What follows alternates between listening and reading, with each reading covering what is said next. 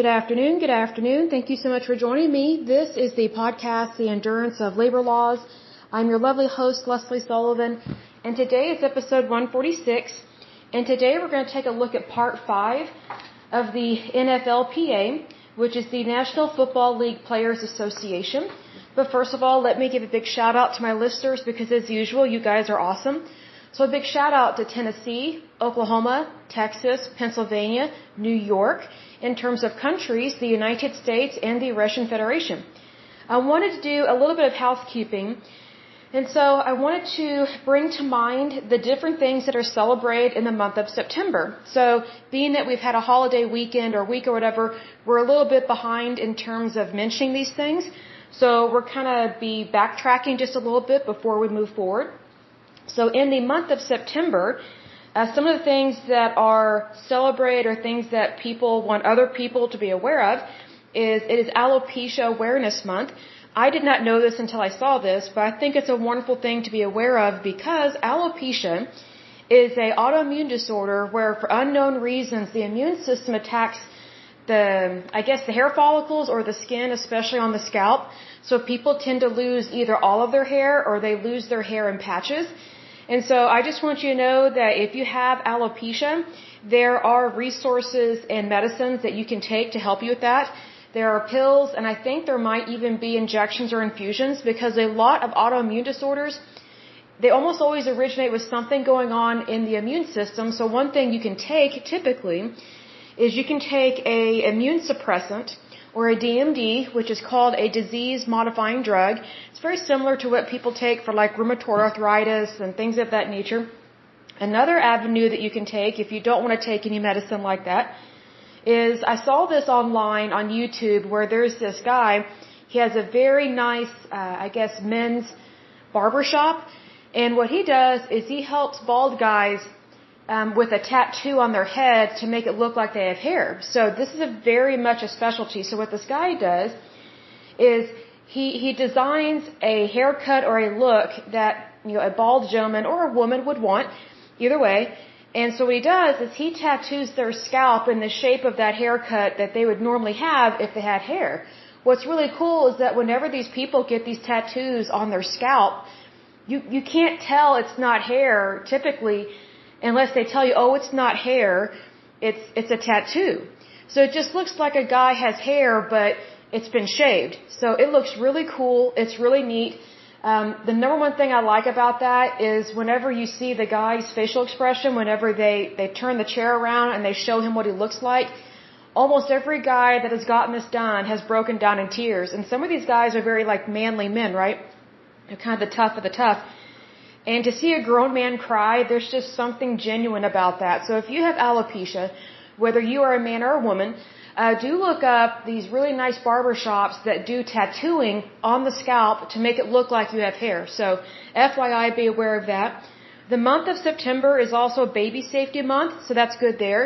If you have a baby and you need help with the car seat being put into your vehicle, one thing you can do is contact your local fire department. And the firemen, they will help you with that. Usually what they do, maybe they do this once a month or once a year, I don't know. It kind of depends on your area.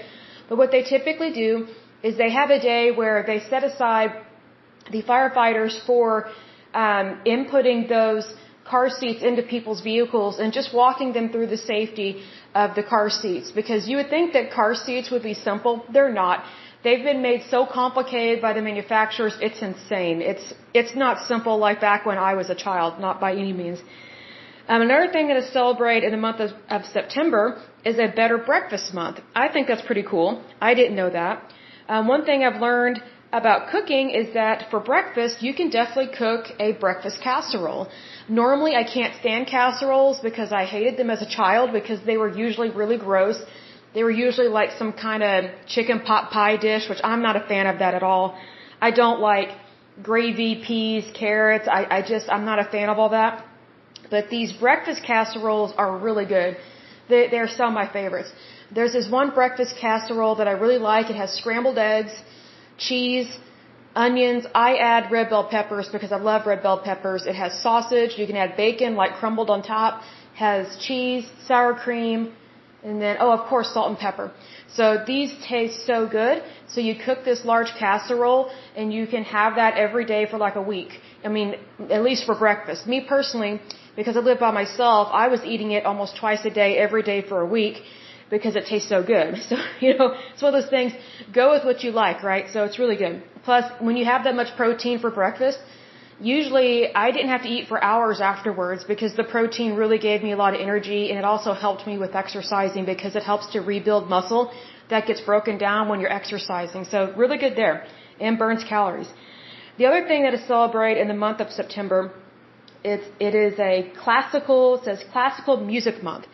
Now, even if you do not like classical music, I think you actually do. I think you just haven't found the right composer.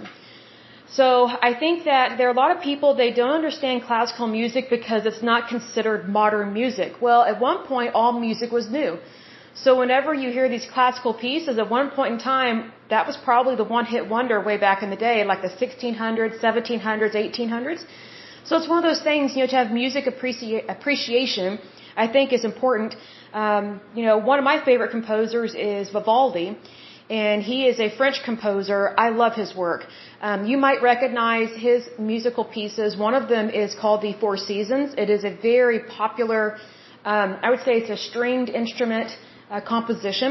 There are other instruments that can be played in it, but most of his stuff is more violin based or cello based, and that's what I love about it. But that was very common during the time that he wrote those pieces, and also it was very common for the violin to be used in France at that time. A lot of his works were written for the Catholic Church because he was a parish priest. Technically, he was not your typical parish priest. He was predominantly a priest that wrote music for the Catholic Church. So he wrote a lot of these masses, such as like maybe a requiem. He also wrote vespers, and some of his vespers that he wrote are just so beautiful. So for sure, check him out and check out other composers and just see what music you actually like. So that's really cool because I've learned a lot about musical composers over the years. So like, for example, I'm not a fan of very many modern composers because a lot of their music, to me, it's not beautiful. But then again, I was raised on Bach, Mozart, Beethoven, Vivaldi, a little bit of Dvorak and Schubert. Schubert, he died, I think, in his early 30s, very young, but he wrote so many pieces, and one of his best pieces, you might recognize it, is Ave Maria. So he wrote that, and it's just such an amazing piece that is still used today. It's used at so many different types of ceremonies, and it's just a beautiful piece to hear whenever you go hear the symphony or the orchestra, so I think that is a wonderful thing as well. So in terms of the days of September, I'm going to list off these different days of September until today. So for sure, September 1st, they celebrate, I say it's just on a calendar of what things are celebrated, but it is World Letter Writing Day. I don't know why that's particular. Then they have, for September 2nd, was World Coconut Day. I think that's pretty cool because I love coconuts, especially coconut oil because it's really healthy for your skin. Also, let's see here, moving on to September 3rd because we're just a little bit behind, is World Beard Day. I'm not a fan of anything to do with beards because there's so many men, they don't keep them up very well and they look really gross, like they just let them grow like peat moss or something, or Spanish moss, I should say. And I'm not impressed with that. I think it's gross. I think when it's neat and tidy, almost like, what the Persians do, or the Iranians, like they have very short beards, like really close to the face. They really know how to upkeep their beards. Americans, not so much. I think they need to work on that for sure. Also for September 3rd was International Turkey Vulture Day. I wasn't aware that would ever be celebrated. Also was International Bacon Day. I love that because I love bacon. September 4th was World Sexual Health Day. I didn't know that was important in regards to that, unless you're talking about, going and get what's it called, an annual exam, like a pap smear, a mammogram. And then also men also need to get, their prostate exams, things like that, and also do blood work to check your cholesterol, things of that nature. And let's see, September 4th is also World Samosa Day. Then it was also, moving on to September 5th, was International Day of Charity. I think that's really good. It never hurts to help somebody out that is less fortunate. Doesn't list anything for September 6th. September 7th was Global Talent Acquisition Day. I don't know what that means. I think that's kind of weird. I don't know if that's like an HR holiday. Who knows? And then September 8th is International Literacy Day. I find that kind of to be an oxymoron because we're not even teaching our children to learn how to write their names anymore. Like they're not being taught to print their name or to write their name in cursive. And that is part of literacy. So, we have people that are now in their 20s, usually early 20s now, they don't know how to write their names because they've been raised on computers and iPhones so much, and they relied on that technology in schools that these kids don't have that skill set. That's really sad because writing your name and being able to write a sentence is basic. So September 8th is also World Physical Therapy Day. I love that because physical therapy is awesome. I've actually had physical therapy a couple times and it greatly helped me out. So that is awesome. In terms of I guess it also mentions that in terms of how our months are broken up, we have weeks within each month, right? Well, the first week of September, there's a couple different things that people have celebrated or I guess kind of bring attention to. For the first week of September, there was National Childhood Injury Prevention Week, which I guess is very important because children tend to hurt themselves and get in accidents. Hence, they keep our ERs in business. Another thing that's celebrated during the first week of September is National Waffle Week. I think that's awesome because I love pancakes and waffles. I'm more of a pancake gal than I am waffles. Kind of depends on the batter. Let's see here. Then there's also National Payroll Week. That's awesome because people like to get paid. There's also National Assisted Living Week. I'm not a big fan of that because I don't like assisted living places.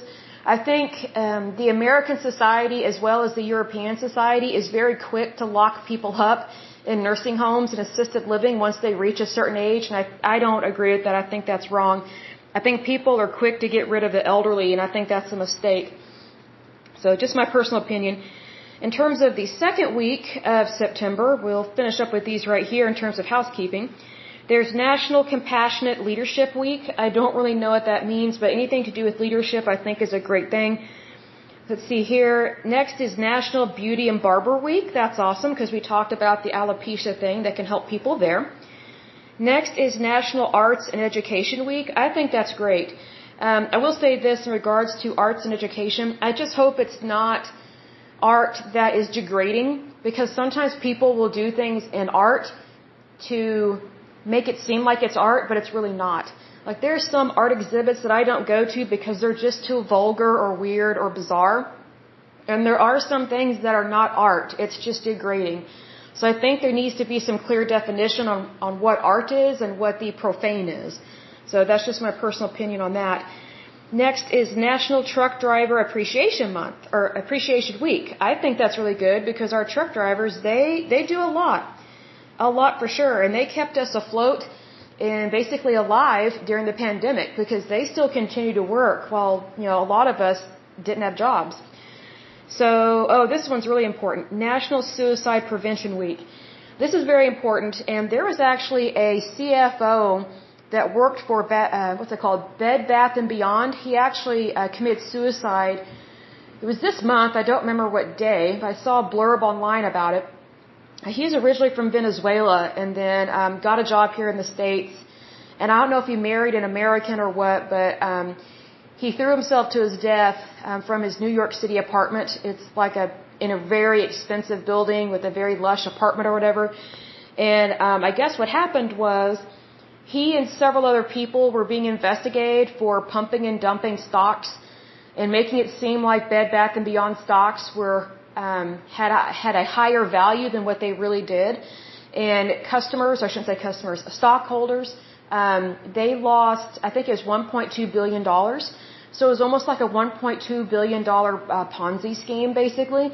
So he was being investigated by the government. And instead of, being held accountable for what he did do, because it was very obvious that he did do something that was unethical, instead of, facing the music, he threw himself off of I think he was up on the 18th story. And it was around midnight on whatever day that he threw himself to his death. And so just FYI, if you're thinking about suicide, you need to reach out to somebody immediately and say, hey, I'm having these kind of feelings or emotions. I need to know what to do. Because even though that guy was not a good guy, that CFO or whatever with Bed Bath and Beyond, I don't think suicide is ever an option. I think it's wrong to do that. And plus, here's another thing. I mean, a court could have possibly found him not guilty. So even though things can look really bad for you, don't give up. I still think he should have been held accountable for what he did, as well as what the other people did that were in cahoots on the pumping and dumping of these stocks. But, killing yourself is never the answer. This also brings to mind about, it's going to be tough to say, but there is assisted suicide in the United States and in the United Kingdom and pretty much in a lot of other countries in Europe. And what I find interesting is that, we have things like National Suicide Prevention Week, month, day, year, whatever, but yet we also have assisted suicide facilities. So it's like if someone is thinking about committing suicide and they call one of these hotlines, would it be appropriate to tell them, oh, you want to kill yourself? Fine. Here's a facility in, Portland, Oregon, or the state of Washington. Just call them up. They'll be glad to help you with that, that wonderful decision that you're making because your life belongs to you, even though you want to end it. If you want to take a pink pill, you can take a pink pill. If you want to take a blue pill, you can take a blue pill. Don't worry about it. We know how to get this done. Here's the thing. If someone's wanting to commit suicide, is it appropriate to encourage them to do that? Or to give them access to those kind of medicines or drugs? And also, is it ethical for a doctor to assist in a suicide? Here's the obvious answer. No. None of that is appropriate. It's not right. Because part of the Hippocratic Oath is all physicians are supposed to do everything they can to keep their patient alive and well. I mean, yes, our life is our own, but we don't have permission to kill ourselves. Like that's never appropriate. Even if someone's dying from something really serious, there could always be a new invention or a cure that comes out right at the last minute. Like you have no idea what kind of drugs and research and development are being invented and being released onto the market in terms of modern medicine. Like you have to give things a chance. So just FYI, if you're thinking about suicide, please stop in your tracks and don't do that. Give your life a chance. And I mean that sincerely by give yourself a chance. I've learned this over the years, just when things look really bad, things get better.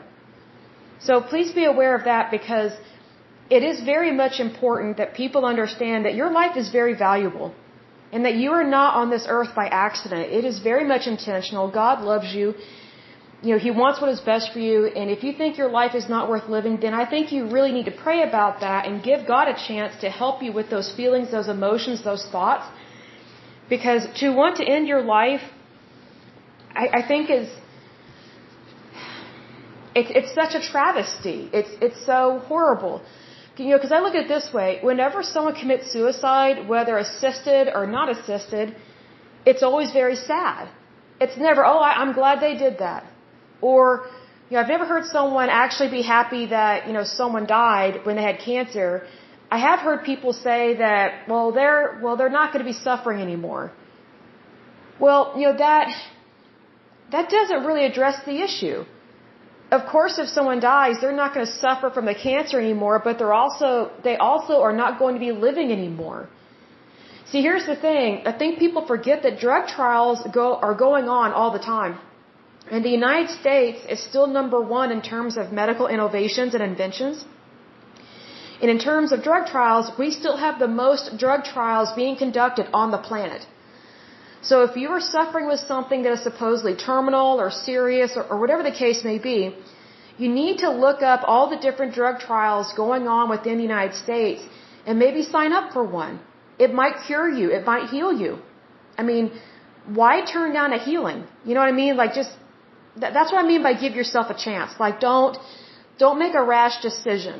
Always look into life, not death. That's how I view it. Also going on for the second week of September, moving on to something more positive because I don't like to be Debbie Downer, It is National Biscuit and Gravy Week. I'll skip the gravy because I'm not a fan of that, but biscuits, bring them on. I love it. And then it is, in terms of the 8th through the 10th, it is National Days of Prayer and Remembrance. Then we have National, I think that's Nephrology Nurses Week. I'm not sure how to pronounce that word. Then we have Line Dance Week. That's the second week of September. Then we have National Healthcare Environmental Services Week. I don't really know what that means in terms of healthcare environmental services. I have no idea. Let's see here. In terms of, I guess from September 5th to September 11th is National Historical Black Colleges and Universities Week. I kind of think that's a little odd, and here's why. And please hear me out on this. This might offend some people, but we just have to say it like it is. I've always found it racist to have black colleges and universities as well as to have black fraternities because it's reverse discrimination. And I know from going to college, whenever there was something going on with civil rights or racism or something, the black fraternities that we had on campus were notorious for beating people, just being cruel to people because they were upset about something that was going on in the news media, or they're claiming that someone's racist. And I was like, oh, so you think because you're black, that gives you permission to overreact and beat up white people or whoever you're angry at and be cruel. It doesn't give you permission to do that. Your skin color should not determine your decision making. It should not determine what organizations you join or do not join. And I have to say this, the black fraternity on campus of one of the universities I attended was one of the most racist fraternities I had ever seen in all of my years. I mean, it was horrible. Those guys, and there were some, I think the black girls, they had their own sorority as well, if I'm not mistaken. They were some of the most racist, hateful people I had ever met. And I just thought, I understand that we had slavery here in the United States, but that's past tense. We don't have slavery anymore. And here's the thing, not a single person that is alive today was part of that slavery movement in the United States. And if anything, slavery, it came over here from the UK and from Spain. It was not founded in America. But, some of these people, they just kind of get lost in their hatred and they don't want to acknowledge history. And I think it's racist and very ignorant to do that. So me personally, I don't think it should be legal to have black colleges and universities and fraternities because it's not legal to have white colleges and universities and white fraternities. So to me, it's reverse discrimination. So that's my personal opinion, and that's because I've seen the dangers of these organizations that focus only on the color of your skin. It was always a problem in college. It was just horrible. And for those that think that it's okay for African Americans to have their own colleges, their own fraternities, things like that, you are very ignorant as well. Like, you do not understand what these groups think, say, and do. You do not understand the hatred that they have for other people, especially white Americans. And here's the thing. Just because someone is white, that doesn't mean that they are American. And here's another thing. White is a color. It's just like the color black. It's a color. So if we're not supposed to be racist, then we shouldn't be looking at people based on the color of their skin, which is exactly what these black colleges, universities, and fraternities do. Like when I went to college and I had to deal with some of these crazy people on campus, just the hatred that came out of their mouth. And it was usually during International Culture Week or something. And so, I went to a couple of different events where we got to try different types of food from different countries, which was awesome. But then when they talked about the foods from Africa, that's when the black fraternity and sorority got really angry. And instead of, letting us know about African American history and things like that, and instead of bringing the community together, they beat people up. I think I'm trying to remember what they set on fire. They did exactly what Black Lives Matter did. They beat people up, destroyed private property, and were cruel and hateful and vulgar. So, I mean, the apple doesn't fall far from the tree, does it? I think it's really sad. But that is all that I have for, in terms of talking about the month of September. In terms of talking about what specifically this episode is about, we're going to be talking about part 5 of the NFLPA, which again is the National Football League Players Association. So let's go ahead and talk about this a little bit. So the time frame that we are going to be discussing is from 2009 to present. So this is called the DeMaurice Smith era. So it says here, following the death of Gene Upshaw in 2008, Richard Berthelsen was named interim director, serving from August 2008 until March 2009. Then the NFLPA board elected DeMaurice Smith for a 3-year term as the executive director. I think that's really awesome that they actually elect people and they not just appoint people, because I think it's a mistake just to appoint somebody, because that's favoritism and nepotism. Surprisingly, this organization did not and does not show favoritism in terms of who they elect for their executive director, because they cast votes, they cast a ballot. I think that's the best way to deter favoritism and nepotism, is to have equality within that. So I think that's really good.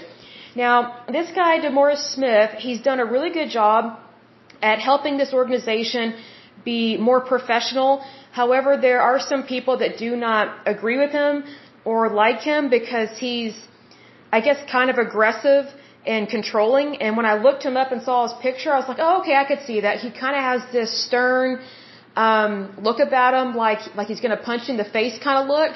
So he kind of looks like a jerk. I don't know if he actually is one, but you know, there are some people that the way they walk and talk and speak, it doesn't always give the impression of friendliness.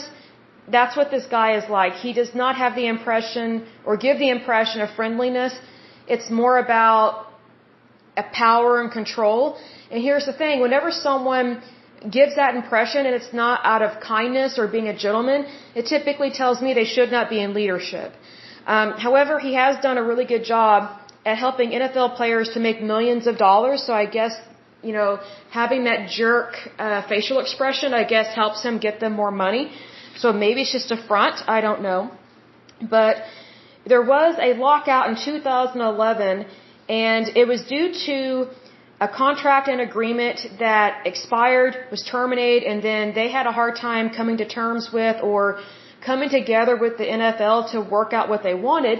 And one of the things that they wanted, let me see here, their agreement that they came to, it says, under the agreement, which runs through 2021, revenue sharing, the most contentious issue during the lockout, was redesigned so that the players must receive, get this, at least 47% of all revenue in salary for the term of the agreement. If that's not greed, I don't know what is. See, that's where labor unions and trade unions show their true colors, especially this one. It's not just about doing what's right. It's about money, the love of money. See, currency and money in itself is not the root of all evil, but the love of money is the root of all evil. And here we see evidence that this organization and the NFL and NFL players, they have a problem with the love of money, which is very evil. So, hence, they demand and want at least 47% of all revenue in terms of the salary. So, that is really shocking to me. And here's what I want to say about this. You know, I've said in times past in this podcast that if you want to find greed, don't look at Wall Street. Look every place else except Wall Street, because Wall Street is not the only place where greed is, and that's not where the most of it is, and that's not the only place where it's located. I would always look basically under a rock to see, okay, what's being hidden? Well, greed is being hidden within the NFL and within this organization. Like, this is 47% of the revenue. Okay, we're talking millions, if not billions of dollars. And these players think they deserve it, which they do not. They're already overpaid. They're already over-incentivized. They get cushy benefits that the average American does not get. And here's the thing. American citizens, you know, that attend these football games, we are the ones fitting the bill for their overinflated income and their pension plans and their health insurance and things like that. It's overinflated. It's not normal salary ranges. It's very disturbing to see this, because this is not what a labor union or trade union is supposed to be doing.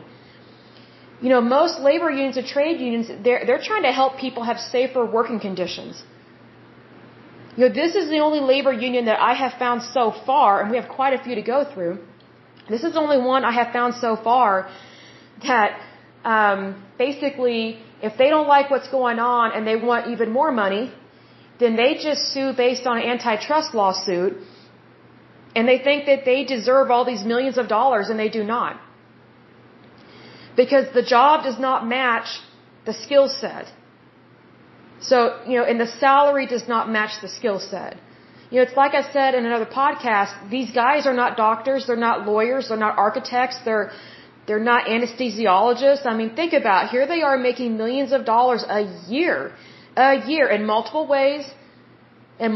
ways, which means they have multiple contracts, multiple agreements, especially when selling someone's goods, like for example, Nike or Adidas, like they're making commissions, all these things. They're just like a used car salesman. So this is not a normal job, and this is not a normal salary. And what's interesting is that, you know, people sometimes complain about the high price of the NFL tickets. I'm like, well, then you need to take a look at the NFL contract agreements. You know what these players are demanding. So just be aware of that. The American people have enabled this. That's the problem. So here's another thing. Because these people are overpaid, it's one of the reasons why we have an issue with inflation. Because whenever you overpay people, especially for a long period of time, it directly impacts your economy, and always in the negative. Like, it's never a positive thing to overpay someone, especially in the long term, because it leads to inflation in so many different ways. And if you're thinking, well, Lesley, this has nothing to do with what's going on now. Actually, it does. Because, for example, I know that probably 5 to 7 years ago, I noticed how expensive tennis shoes had gotten. And I was like, this is ridiculous. Well, one of the reasons why tennis shoes, like just exercise shoes, even just for women, not even the fancy shoes for men or whatever, even athletic shoes for women were going up so high, so fast. Like an average pair of tennis shoes can cost like $120 to $150. That is ridiculous. And it's like, I'm not even playing like a specialty sport. I mean, I'm a runner, but I'm not like competing in anything per se. And that's how much these shoes cost. I mean, just look at how much a pair of shoes cost compared to how much the fuel in your car costs to fill it up. That's what I mean by inflation. So it's like I've said in times past with this. Inflation doesn't happen overnight. It trickles in. But when it hits the fan, it's usually pretty bad. That's why we're having such bad inflation rates right now, is because of things like this, as well as the current administration that is, you know, crazy about environmentalism. And it's just, you know, it's important to care about the environment. I'll grant you that. And we are supposed to be good stewards, but to punish people for having a car or raising the price of gas, you know, hoping people won't drive as much. I mean, that's exactly what happened in Italy several years ago. And it's caused a strike and a riot in Italy. Like, that is crazy. But see, here's the thing. Over in Italy, the government controls the cost of fuel. See, here's the thing. Whenever you get very progressive Democrats in office, they typically want to do things that are outside the norm and are not pro-America. I have no doubt that the very progressive Democrats in this country would love it if the government just ran everything. Well, if you want to know what it's like when the government runs everything, look at what is happening, I would say, in the UK, Venezuela, the Soviet Union. Look at what happened during the Soviet Union years. And, you know, look at what's going on still kind of in the Soviet bloc. So just be aware that whenever you put your government in charge of everything like that, which is what the Democrats currently want to do, you're basically creating a dictatorship. They may not want to acknowledge that, but that's what they're doing. So just be aware that government should never be in charge of your fuel. The government should hardly be in charge of anything, because we the people are the government. So this is why I mention this, because we the people of the United States, I'm trying to think of how to say this and not be negative. But here's the thing. America has allowed and tolerated and encouraged the NFL to be the way that it is today because we enabled it. So just be aware that the issues that the NFL is having and has had for several years, it's our fault because we allowed it. I mean, we're not the brainchild. We're not the one that thought up all these really crooked deals and contracts worth millions of dollars, but we allowed it. And the reason why we allow it is because, we allow it, for the sake of entertainment because, we value those Super Bowl parties. And I'm just like, really? You value chips and dip and beer more than doing what's right? Like, that's really where we need to be thinking about this. Because if you don't agree with these people being overpaid, then you shouldn't be watching any type of football game. You should totally boycott it. But I guarantee you, America is not going to do that because we love our pastimes so much that we basically sell our soul for money, which is basically what these guys have done. And unfortunately, they have used a loophole within the antitrust lawsuit realm to get all this done. That's a very crooked way of doing things. So, if ever you're going to talk trash about a car salesman or a car dealership, then you also need to call it like it is with the NFL and these NFL players and their labor union trade union association because it is very crooked what they're doing. It is very crooked and they fly right under the radar all the time with this. They always find a loophole and believe me, they know how to find a lawyer that can get stuff done. Why? Because they have a lot of money. It's easy to pay someone to cover your back, right?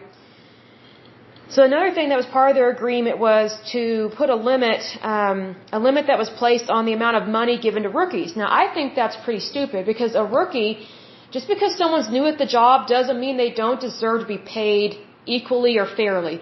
And I'm not saying that everybody should get paid the exact same wages, but I know from experience in times past, there are times that I didn't get paid what I was supposed to get paid just because someone else had worked there for 30 years. I could care less how long someone worked there. That doesn't mean I should make less. Like your employment is based on your experience and how good you are at your job. Like you shouldn't have to work somewhere for 20, 30, 40, 50 years in order to make really good money. However, whenever young people speak up about this, and I spoke up about this all the time, especially in my 20s, whenever I spoke up and said, hey, just because I'm younger than you doesn't give you permission not to pay me what I'm owed and what I deserve. And it's very rare that I say what I deserve. What I'm saying is you need to pay people appropriately for their skill set as well. So whenever I see that they're not paying the rookies what they should be getting paid, that is a true and telltale sign of fraud and embezzlement. So just be aware of that. Hopefully they're doing audits. Hopefully so. Internal and external. Goes on to say $50 million was set aside annually. So every year, $50 million is set aside for medical research, and approximately $1 billion would be set aside for retired player benefits over the life of the agreement. Now here's the thing. It says $50 million is set aside annually. So every year, $50 million is set aside for medical research. I hope this isn't going towards that stupid research that they're trying to figure out about concussions and things like that, because they have only themselves to blame for that, because NFL players have been playing in a very unsportsmanlike conduct, and what they have been doing is they have purposely been hurting other players on other teams, especially with their helmet, and they use their head and their body as like a torpedo, and they really intentionally harm other players. Well, they need to be thrown out and be kicked out of the NFL if ever they purposely harm someone like that, but they don't do that. So this $50 million going towards this medical research, I think, is a joke. And guess what? Who's paying for it? You and me. Whenever you pay for a ticket to go to one of these football games, or you're paying for a box office suite, or maybe you're buying, shoes or a jersey or whatever the case may be in regards to NFL or an NFL player or team or whatever, part of your money is going towards this stupid medical research fund. It's like, gee, if you just stopped beating each other and started being gentlemen even on the field, maybe you wouldn't have those issues. Maybe you wouldn't have so many brain injuries. Think about it. The other thing that I find that's kind of frivolous and stupid is the $1 billion that is set aside for retired player benefits. Here's the thing. let's say, for example, there are Wall Street execs that they set aside $1 billion for their retirement benefits. Whenever Wall Street executives or even bank executives or CEOs, whenever they set money aside for their retirement, the American populace gets so angry it says, oh, look at those rich people, look at what they're doing, they're just trying to hoard money. Well, if that's what you think about those rich people, then that's what you should be thinking about these NFL players. See, because here's the thing, they made millions of dollars throughout their career. They are financially responsible for themselves, especially their retirement and their health care. So why are they getting an additional $1 billion set aside for them when they retire when they already made millions of dollars a year while they were playing football? It's the exact same thing, but it's just that these guys are not bank executives. First of all, they're not smart enough to be that. Number two, I don't think anyone would hire them. And number three, that's not their industry. But here's the thing, whenever like a hedge fund manager retires or a banker retires, if they have any kind of assets set aside for them for, their retirement benefits, oh my gosh, there are some crazy liberal Democrats that form a Senate committee hearing and they really grill these execs and these Wall Street people, and it's like, I think that's calling the kettle black, because even senators and congressmen or whatever, they get really cushy benefits, not like NFL players by any means. But here's the thing, if people are going to talk bad about the wealthy when it comes to Wall Street executives retiring and bankers retiring and hedge fund managers retiring or pharmaceutical CEOs retiring, I mean, if you're going to say not nice things about them and say, oh, they don't deserve that, then you should be saying the exact same thing about these NFL players when they retire. Because NFL players, they are multimillionaires. Most of them. Like 99.9% of them are multimillionaires. That's just how it is. Not all executives on Wall Street are multimillionaires. Not all bankers are multimillionaires. Not all pharmaceutical CEOs are multimillionaires. But yet they get shamed and blamed for being wealthy. My personal opinion is, why is the NFL and these players, why are they kind of given a free pass on this? They shouldn't. It's like, if you're going to shame and blame someone over here, then if you're going to be practicing equality, then you need to shame and blame, the NFL players as well. My personal opinion is, stop shaming people for doing well in life. I don't agree with how much money NFL players make. I think it's ridiculous, but at the same time, it is their livelihood. It is a contract. It was negotiated. It is what it is. It's the private sector.